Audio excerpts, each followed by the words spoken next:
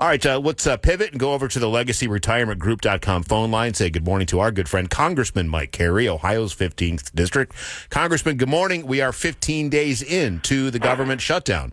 We sure are, and I just caught the tail end of what you were talking about on the energy demand and where we are. I'll tell you, this is a real problem, and I think that's one of the things that we were trying to address as related to the reconciliation package.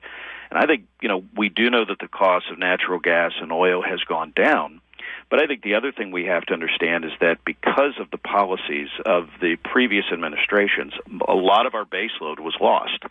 And now we're seeing this demand with the data centers. Now, if today, and this is the one thing I think people that are listening need to understand, if today you wanted to build a baseload natural gas plant, baseload, and you had all the equipment and you were able to permit and put the energy demand out into the PJM to put it on the grid, you're still looking at about a 5.5 to 6 year time frame.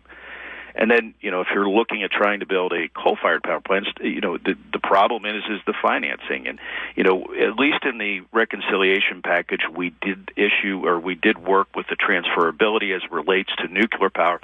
But again, I think one of the things that I was, unfortunately, I was not happy with some of the provisions in the IRA. And right now, I know you alluded to the windmills, and I think if you look at Ohio, I think what we have to understand is the solar power that we have. It's the only form of energy, and I'm somebody that I know solar. I've done all these power energy resources for many, many years. It's the only thing we can permit and put on the grid within 13 months.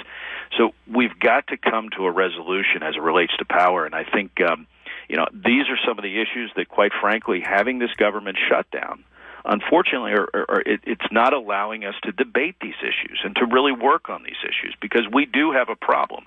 And you talk about the data centers, but you look at AI. And so, you're correct. Yeah. We're in day 15 of a shutdown.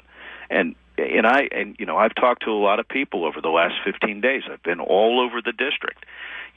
We in the House did our job. We passed a clean CR. And all that did, Mike, was just said that we would keep the government open. We could continue the debate, whether it related to health care, whether it related to energy, whether it related to a lot of the issues that are facing the American public. But right now, I mean, I as you know, and you and I have talked about this, I voted for clean CRs when the Democrats were in control. I mean, 13 times the Democrats had the ability to pass CRs, and they did not want them to be political. They wanted to keep the government open.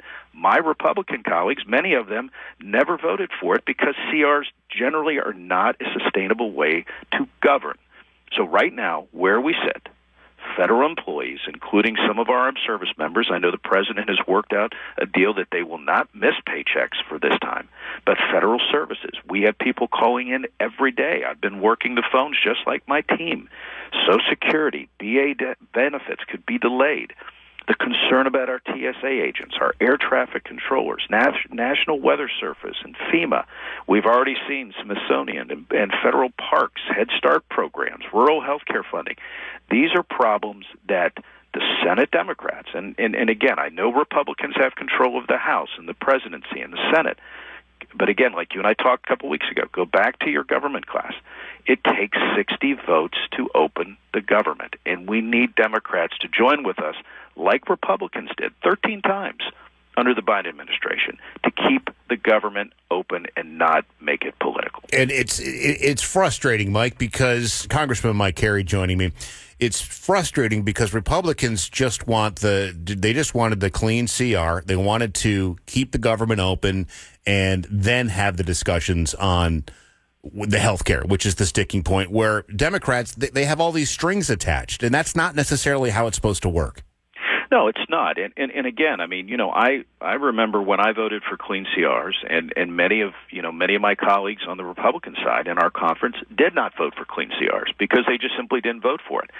And all credit to Mike Johnson, working weeks and months in advance and understanding and trying to explain to our conference, hey, we have a lot of debates that we're going to have before the end of the year. We have 3 appropriations that we have passed the House. We're in negotiations with the Senate. We have several more that we need to get done by the end of the year. But in order to get them, we're running out of time. let's do something, and really to get all of the Republicans, save maybe one or two, and obviously a Democrat, to sign on board saying, listen, take politics out of this for it. We don't want to hurt our federal employees. We don't want to hurt our service members. We want to make sure TSA, air traffic controllers, National Weather Service, and FEMA, and all these things stay open. We just want to make sure that we get this done and have the ability to debate, and that's where we could be. So, what I'm looking at now at day 15, and I'm talking to people every day. I'll pick up the phone. They'll probably start calling in. They know I'm sitting in my federal office right now, so I'm sure the phones will start ringing off the hook. I just want people to understand that we are committed, from the Republicans on the House side, and I believe on the Senate, are committed to working to get this government open, but we need a clean CR. Let's get it open, and we can debate the other issues at hand. And as you point out, Congressman, your offices both in D.C. and here in Columbus remain open to help your constituents navigate through this shutdown and what it means. So, yeah, I would expect your phones to be busy. And it's interesting. And the memes are out there, and they're meant to be funny, but you see the memes that suggest that it's easier to negotiate with Hamas than it is with Senate Democrats over this. And there's a little bit of truth to that, though, Mike, because when you see what they did in the Middle East, as far as they got to a yes first, then they worked out some of the details after. Here's a basic structure of an agreement, and then we'll work out some of the details. And that's really what we should have been doing here domestically with the government shutdown. Get to an agreement and then work out the deals. And we'll switch gears and talk about Israel and Hamas. And you've been a long supporter of Israel and its ability to defend itself. Well, I mean, I know the memes are out there, and I think that is a very serious issue. And all credit, whether you support the president or you don't support the president. I mean, you have to admit this was monumental. To have the president speaking at the Knesset, and bringing back the hostages. I mean, he's already ended 7 conflicts around the globe. This making the 8th. But listen, we know that Hamas started this war. They had rejected peace previously, and I think President Trump's and again, I believe this goes back, not just in since he's taken office this time. This goes back even longer. Him developing those relationships in the Middle East with many of our with many of the Arab countries that are and you saw that he went to Israel, then he went to Egypt. He spoke in front of them. I'm going to stay as optimistic as I possibly can. This was a great day for the people of Israel. It was a great day for those of us that support Israel in this country. And again, I just hope this can result in the lasting peace and long-term stability in the Middle East that I know that all of us, and Mike, you and I are probably around the same age. I mean, we have watched this, for all of our lifetime, and for me to watch this, it chokes you up just watching it. It really does, and it's not 100% resolved, as you point out. I mean, it's still very sensitive and vulnerable. So hopefully we can get through into the next couple of phases here and make sure that this is a lasting effort of peace in the Middle East. Congressman, I'll let you fly. It's my understanding, though, I mean, you got the Buckeyes on the road. They're at Wisconsin Saturday afternoon, that you and Mrs. Carey are hosting a group of people at the house. So my wife, Erin, and I will be there with a crock pot of chili around 3:15. Is that cool?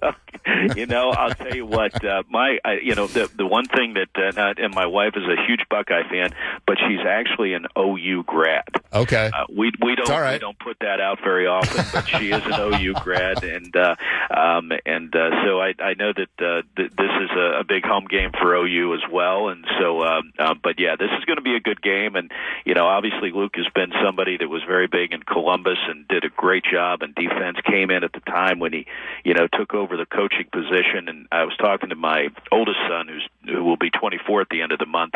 I remember when Ohio State played Wisconsin after he took over his helm, and I'll never forget that game. Such a close game, and I believe we ultimately won that game. But that was a turning point. So obviously, I wish the best. I wish him well. I can't wish him luck. But yeah, go Bucks. Yeah, absolutely, Congressman. Always good to hear your voice, my friend. We'll check in a couple of weeks. Great to be with you.